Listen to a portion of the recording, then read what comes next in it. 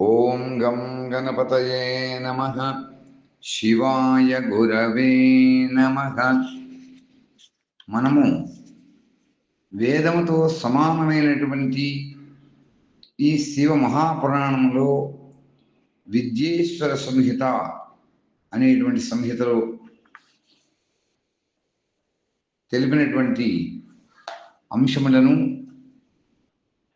ఈ రోజున తెలుసుకుంటున్నాం. 45వ రోజున శివ మహాదేవుడు కాలచక్రమును దాటి మానసిక ఐశ్వర్యమునకు మరియు ప్రకృతి మొదలైనటువంటి 8 తత్వములు కూడా ఏ విధంగా నియంత్రిస్తారో అలా భగవంతుడైనటువంటి శివుని యొక్క కృపా ప్రసాదమును పొందడానికి మనం అందరం కూడా ఆ ప్రభువుని, ఆ సదాశివుణ్ణి పూజించాలి అని తెలుసుకున్నాం. ఈ 46వ రోజున తిరిగి మళ్ళా తదుపరి అంశాలను తెలుసుకుంటున్నాం. అలా కాలచక్రమును దాటి కాలచక్రేశ్వరుడు అని పిలువబడేటువంటి ఆ పరమేశ్వరుడు పరిపూర్ణుడని, నిస్పృహుడని చెప్పబడింది ఈ శివ మహాపురాణంలో. అలా అయినట్లయితే ఆ స్వామి యొక్క పూజ ఎట్లు చేయాలి? అలా భగవంతుడైనటువంటి శివ మహాదేవుని ఉద్దేశించి ఆ పరమేశ్వరి యొక్క ప్రసన్నత కోసం తదనుగుణంగా చేయబడేటువంటి ఏ విధమైనటువంటి సత్కర్మ ఉంటుందో అది ఆయన యొక్క కృపాప్రసాదాన్ని ప్రాప్తింపచేయనిదే ఉంటుంది అని చెప్తున్నారు. అందుచేత శివలింగమునందు, శివుని యొక్క ప్రతిమయందు,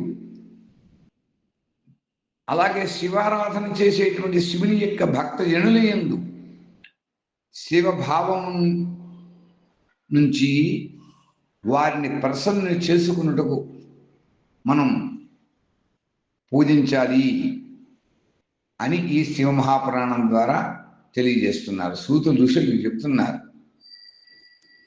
అలా ఆ పూజ ఎవరైతే శరీరముతోటి, ధనము చేత, మనస్సు చేత, వాక్కు చేత కూడా చేస్తూ ఉంటారు.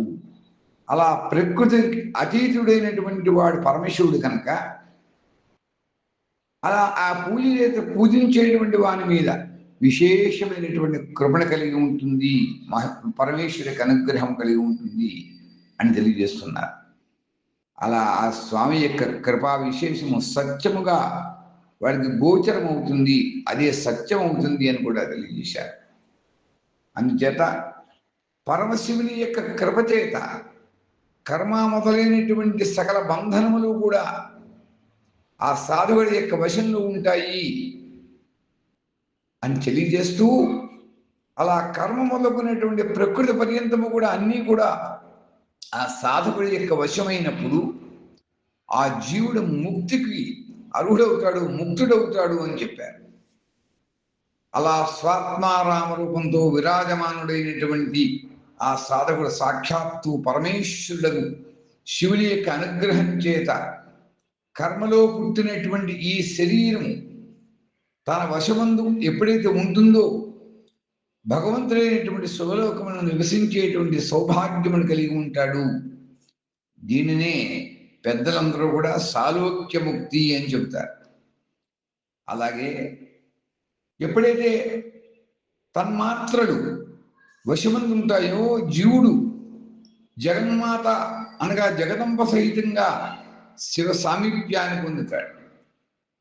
ఈ సామీప్యమే ముక్తి అని చెప్తారు పెద్దలు. అలాగే అతని ఆయుధములు, క్రియలు మొదలగవన్నీ కూడా భగవంతుడైనటువంటి శివుడితో సమానమై ఉంటాయి అని తెలియజేస్తూ, అలా భగవంతుని యొక్క మహాప్రసాదం ఎవరికైతే ప్రాప్తమవుతుందో ఆ ప్రాప్తమైనప్పుడు ఆ సాధకుడికి బుద్ధి కూడా సాధకుడి యొక్క వశంలోనే ఉంటుంది. అలా ఎప్పుడైతే బుద్ధి ప్రకృతి యొక్క కార్యం కాబట్టి అది వశమవుట వలన ఎవరికైతే వశమవుతుందో దాన్ని సాష్టిముక్తి అని చెబుతారు.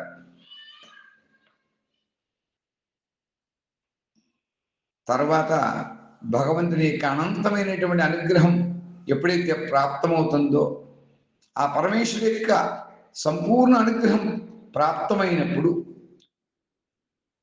ఆ సాధకుడికి ప్రకృతి అంతా కూడా వశమవి ఉంటుంది. అప్పుడు భగవంతుడు శివుని యొక్క మానసిక ఐశ్వర్యం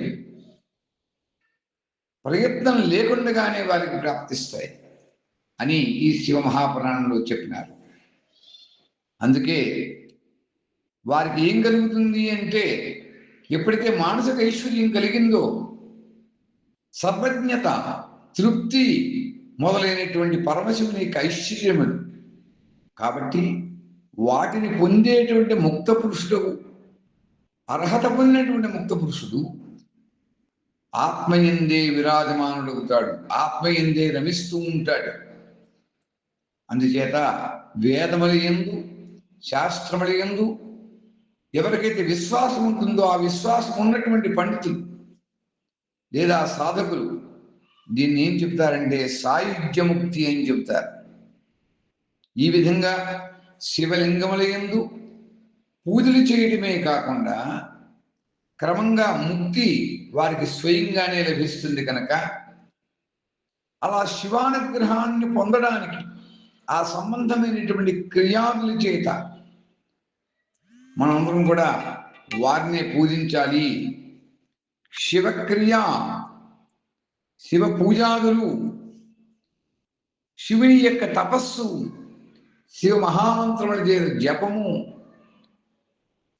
రుద్రమంత్రముల యొక్క జపము ఎప్పుడైతే ఎవరికైతే శివజ్ఞానము, శివధ్యాస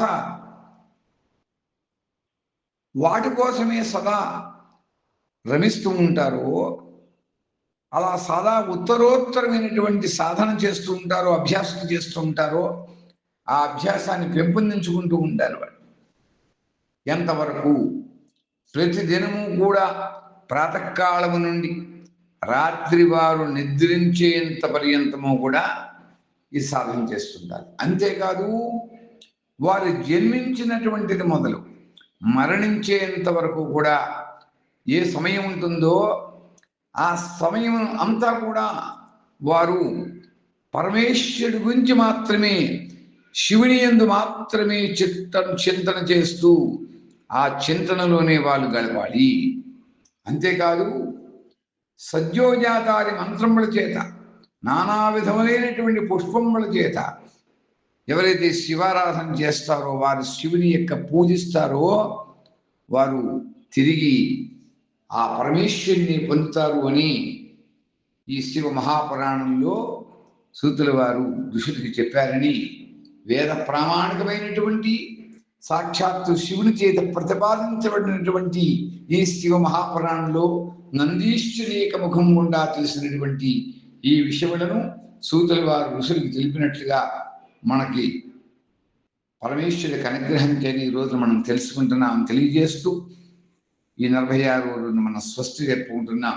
స్వస్తి ప్రజాభ్య పరిపాలయంతాం న్యాయేన మార్గేణ మహిం మహీషాః గోబ్రాహ్మణేభ్యః శుభమస్తు నిత్యం లోకాః సమస్తాః సుఖినో భవంతు.